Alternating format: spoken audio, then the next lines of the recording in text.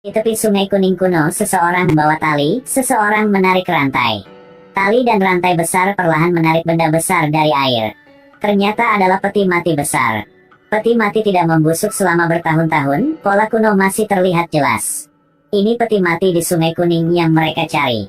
Kapten sangat senang dan memerintahkan untuk segera membukanya. Pada saat ini, kepala desa bergegas memberitahunya untuk tidak membukanya. Tempat ini telah menjadi tempat terlarang Sungai Kuning selama beberapa dekade. Peti mati adalah darah, jika dibuka, seluruh kota Cetuong tidak akan aman. Tapi kapten, matanya hanya melihat uang dan harta jadi tak peduli katanya. Dia memerintahkan para prajurit untuk mendorong penduduk desa dan kemudian membuka peti mati. Tutup peti mati baru saja dinyalakan dan angin dingin bertiup, ada guntur di langit yang cerah. Hutan di sekitarnya tiba-tiba terbang keluar sekawanan gagak. Tutup peti mati perlahan terbuka, dan suara dari dalam membuat semua orang menggigil. Kapten menatapnya, tetapi dia tidak lihat uang dan harta yang dia harapkan, jadi sangat kecewa. Tapi ada seorang wanita di sebelahnya sangat berpengetahuan.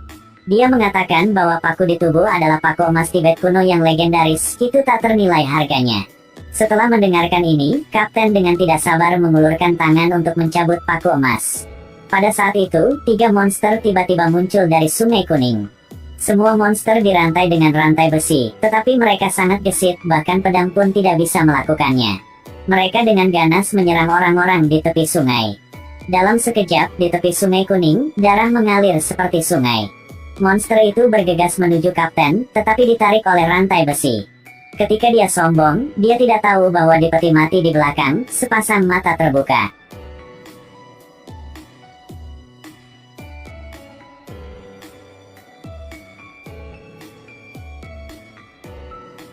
Mayat hidup sedang dalam proses membunuh Sila, tiba-tiba sebuah parasut Bagua terbang.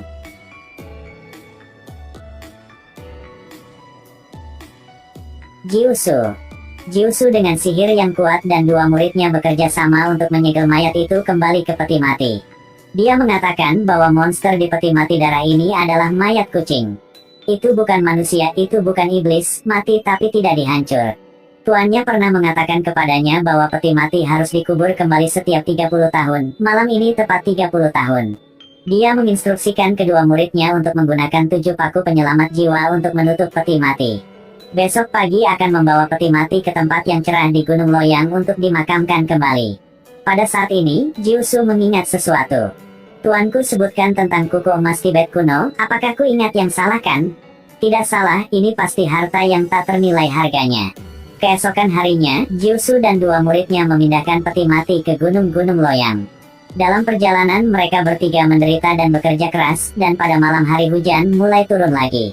Mereka memutuskan untuk pergi ke penginapan untuk beristirahat. Yang membukakan pintu untuk mereka adalah seorang wanita tua yang memegang lentera merah. Jiusu mengikutinya untuk masuk. Tunggu, apakah kamu melihat wanita tua ini aneh? Jiusu berjalan di belakang, lalu menundukkan kepalanya untuk melihat wanita tua ini berjalan tanpa menyentuh tumitnya. Pasti ada yang aneh dengan ini. Ketika wanita tua dan suaminya membawa makanan, dia menyelinap melihatnya dengan cermin iblis. Pada saat ini, murid Acet setelah meletakkan peti darah dan masuk. Melihat daging di atas meja, dia mengambil sumpitnya dan hendak memakannya, tapi Jiusu berhentikan. Memakan daging tanpa anggur akan mempengaruhi rasanya, biarkan aku menikmati sedikit spesialisasi warung. Pasangan tua itu segera mengeluarkan hidangan khusus warungnya, Acet dengan cepat tidak bisa tahan lagi. Tapi bukankah begitu mudah untuk berurusan dengan Jiusu? Dia mengeluarkan 2 jimat dan 2 gadis cantik diusir. Bisa melihat wajah asli mereka ternyata iblis. Acet masih dalam keadaan terpesona. Jiusu menyayat jarinya dan mengeluarkan setetes darah, dia akhirnya bangun. Pada saat ini, dia melihat makanan di atas meja lalu muntah. Setelah itu, mereka berdua bertarung dengan iblis kucing.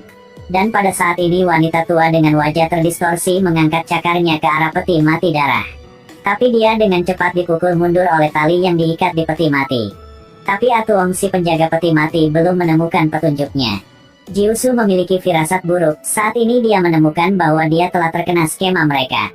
Ketika Jiusu datang, tutup peti mati tidak bisa ditutup rapat. Atuong di atas juga terlempar ke tanah. Jiusu segera mengambil tindakan dan menutup tutup peti mati dengan erat. Sepertinya aku tidak bisa menahannya hari ini. Saat itulah seseorang turun dari langit. Saudara laki-laki. Kakak laki-laki mengatakan dia tahu hari penguburan kembali 30 tahun telah tiba, jadi dia secara khusus datang untuk membantu. Keesokan harinya, Jiusu membawa peti mati darah ke tempat yang cerah di Gunung Loyang untuk dimakamkan kembali.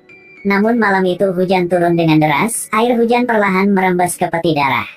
Lalu peti darah meledak, mayat kucing hidup kembali.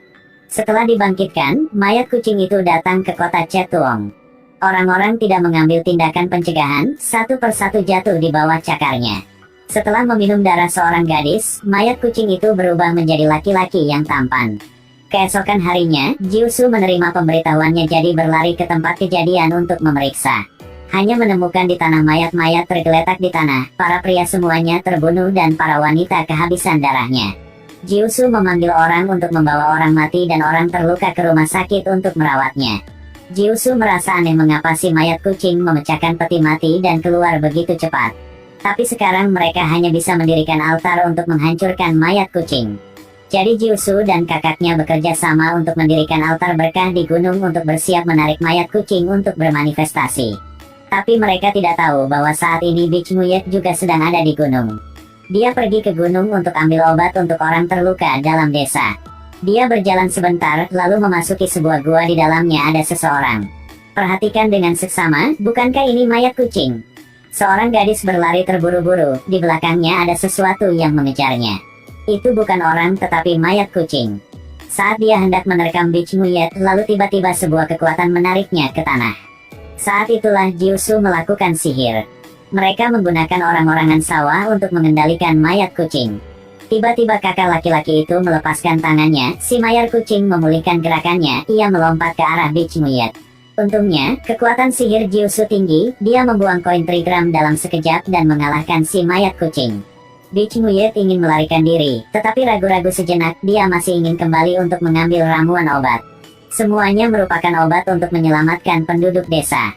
Tapi dia tidak tahu bahwa darah di tangannya yang terluka telah menetes ke mayat kucing, jadi dengan cepat ia hidup lagi. Dia dengan cepat berlari untuk menemukan Jiusu dan hampir menyentuh altar. Kakak yang mengambil kesempatan itu untuk menendang salah satu kakinya di altar.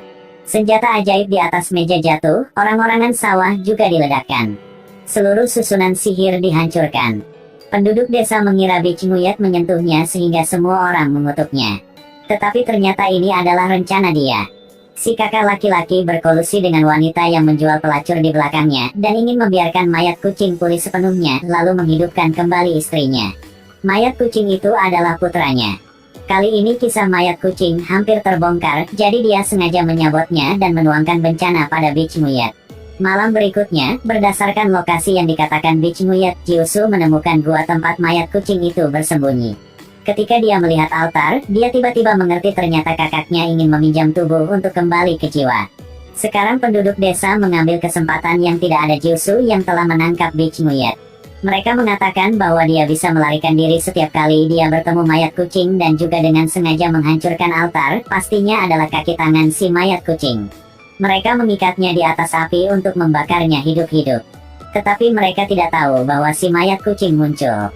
Dia mulai membunuh sila, mayat kucing membutuhkan 8 wanita dengan tubuh yin murni untuk menyedot darah mereka untuk memulihkan kekuatan sihir. Sekarang kurang 2 orang dan Bichmuyet adalah salah satunya.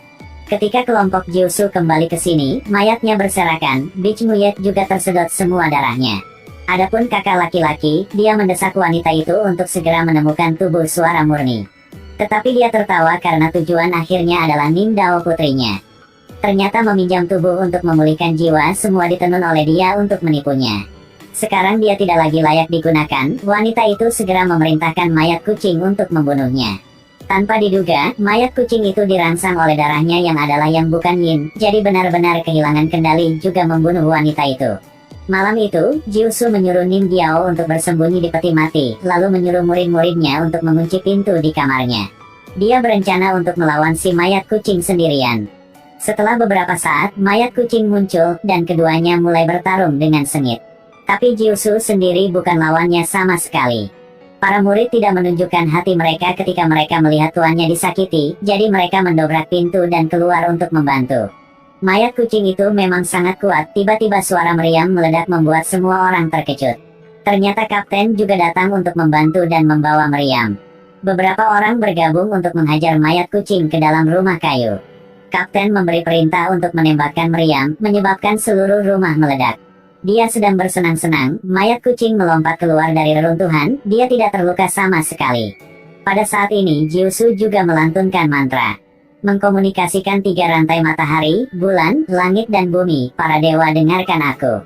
Jangan tuan, ini mantra terlarang Mao Chia.